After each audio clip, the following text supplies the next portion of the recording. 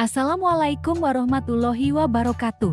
Salam dan bahagia, Bapak Ibu guru hebat. Saya Ani Yuni Rosidah, calon guru penggerak angkatan 10 dari Kabupaten Lamongan. Tak lupa, fasilitator saya Bapak Dr. B. Suparlan, MPD, dan pengajar praktik saya, Ibu Suatun Kasanah, SPD. Kali ini saya akan memaparkan demonstrasi kontekstual, visi guru penggerak.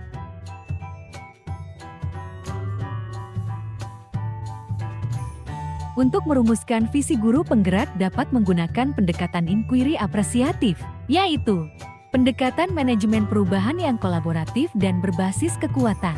Pendekatan inquiry apresiatif dapat dimulai dengan mengidentifikasi hal baik apa yang ada di sekolah, mencari cara bagaimana hal tersebut dipertahankan dan memunculkan strategi untuk mewujudkan ke arah yang lebih baik. Agar dapat menerapkan pendekatan inquiry apresiatif, maka langkah yang dilakukan adalah dengan metode Bagja. Bagja terdiri dari B.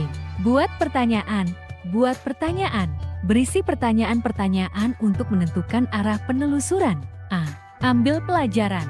Memandu bagaimana pengalaman positif dari individu, kelompok atau komunitas lain yang akan dijadikan pembelajaran. G. Gali mimpi. Berupa narasi keadaan ideal jika prakarsa perubahan telah terwujud. J. Jabarkan rencana. Mengidentifikasi tindakan-tindakan yang akan dilakukan. A. Atur eksekusi. Membantu transformasi rencana menjadi nyata. Berikut ini, visi guru penggerak yang saya buat adalah membentuk peserta didik yang berkarakter, kolaboratif, mandiri, dan merdeka. Berikut penjelasan komponen visi yang menggambarkan dimensi profil pelajar Pancasila. Berkarakter. Komponen ini sangat sesuai dengan dimensi beriman dan bertakwa terhadap Tuhan Yang Maha Esa. Memiliki karakter yang baik dan sesuai dengan ajaran agama adalah landasan utama dalam membangun sikap peserta didik yang berkualitas. Kolaboratif. Komponen ini cocok dengan dimensi gotong royong. Kolaborasi dalam kerjasama dan bantuan sesama merupakan salah satu bentuk nyata dari semangat gotong royong yang tercermin dalam ajaran Pancasila. Mandiri.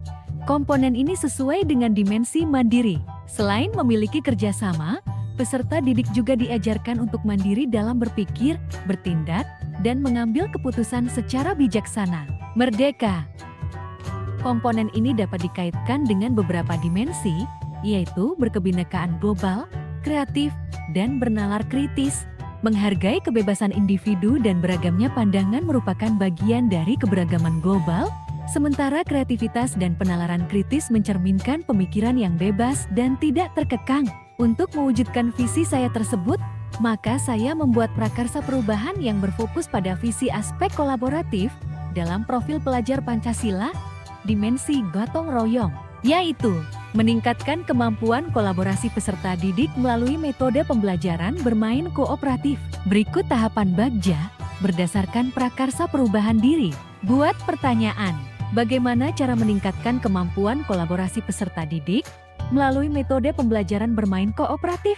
Tindakan penyelidikannya, melakukan diskusi dengan kepala sekolah dan rekan sejawat, mencari referensi dan praktik baik tentang cara meningkatkan kemampuan kolaborasi peserta didik melalui metode pembelajaran bermain kooperatif, mencari tahu karakter peserta didik berdasarkan asesmen diagnostik, ambil pelajaran. Pertanyaannya, siapakah guru yang telah berhasil meningkatkan kemampuan kolaborasi peserta didik dengan metode pembelajaran bermain kooperatif? Metode pembelajaran bermain kooperatif apa saja yang saya gunakan? Bagaimana memilih kegiatan pembelajaran bermain kooperatif yang tepat agar dapat meningkatkan kemampuan kolaborasi peserta didik? Tindakan penyelidikannya. Melakukan kolaborasi dengan guru yang pernah berhasil menerapkan metode pembelajaran bermain kooperatif dalam meningkatkan kemampuan kolaborasi peserta didik. Mencari referensi berupa metode pembelajaran bermain kooperatif yang sesuai dengan peningkatan kemampuan kolaborasi peserta didik. Gali mimpi. Pertanyaannya, Kebiasaan baru apa yang akan saya lakukan setelah kemampuan kolaborasi peserta didik meningkat? Bagaimana agar pembelajaran bermain kooperatif dapat diterapkan pada kelas lain? Bagaimana perasaan saya ketika melihat kemampuan kolaborasi peserta didik saya meningkat? Apa hal-hal yang dapat mendukung agar kemampuan kolaborasi terus meningkat dan menjadi karakter peserta didik? Tindakan penyelidikannya, membuat model baru dan menyusun program kegiatan bermain kooperatif yang mampu meningkatkan kemampuan kolaboratif peserta didik. Melakukan kolaborasi dengan rekan sejawat untuk memberikan metode pembelajaran bermain kooperatif di kelasnya. Meyakinkan dan memotivasi peserta didik bahwa kolaborasi itu seru. Membuat daftar kegiatan baru untuk mengoptimalkan kemampuan kolaborasi dalam pembelajaran. Mempraktikkan kegiatan-kegiatan tersebut secara berkelanjutan. Jabarkan rencana. Pertanyaannya, apa langkah-langkah untuk mulai membiasakan menggunakan metode bermain kooperatif dalam pembelajaran? Apa kegiatan bermain kooperatif yang digunakan dalam pembelajaran? Bagaimana usaha menjaga keberlanjutan pembelajaran dengan metode bermain kooperatif agar terus dapat dilaksanakan dalam pembelajaran di kelas? Tindakan penyelidikannya, membuat perangkat pembelajaran, kegiatan-kegiatan bermain kooperatif dan instrumen penilaian yang tepat, mencari media dan ide kegiatan bermain kooperatif yang tepat sesuai karakteristik peserta didik dan topik pembelajaran. Pemberian reward pada peserta didik yang mau berkolaborasi dalam kegiatan bermain kooperatif.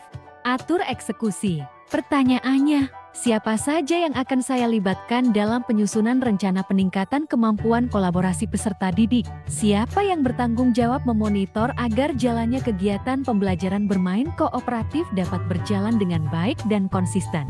Bagaimana mengukur kemajuan program kegiatan peningkatan kemampuan kolaborasi peserta didik? Bagaimana rencana tindak lanjut untuk membudayakan kemampuan kolaborasi? Bagaimana cara menjaga budaya positif ini secara kontinu? Tindakan penyelidikannya, melakukan kolaborasi dengan kepala sekolah dan rekan guru untuk menyusun strategi peningkatan kemampuan kolaborasi peserta didik, membuat jadwal kegiatan pembelajaran bermain kooperatif yang bervariasi tiap minggunya, melaksanakan strategi pembelajaran dan program pembiasaan yang telah tersusun secara konsisten dan berkelanjutan.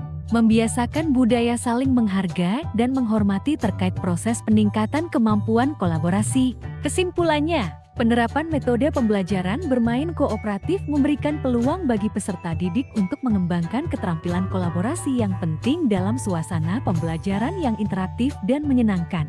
Hal ini tidak hanya memperkuat ikatan sosial antar peserta didik, tetapi juga meningkatkan motivasi belajar dan pencapaian akademis mereka secara menyeluruh. Demikian rancangan tindakan perubahan berdasarkan tahapan Bagja, semoga dapat membawa perubahan ke arah yang lebih baik dengan berpihak pada murid. Terima kasih. Guru Bergerak, Indonesia Maju. Wassalamualaikum warahmatullahi wabarakatuh.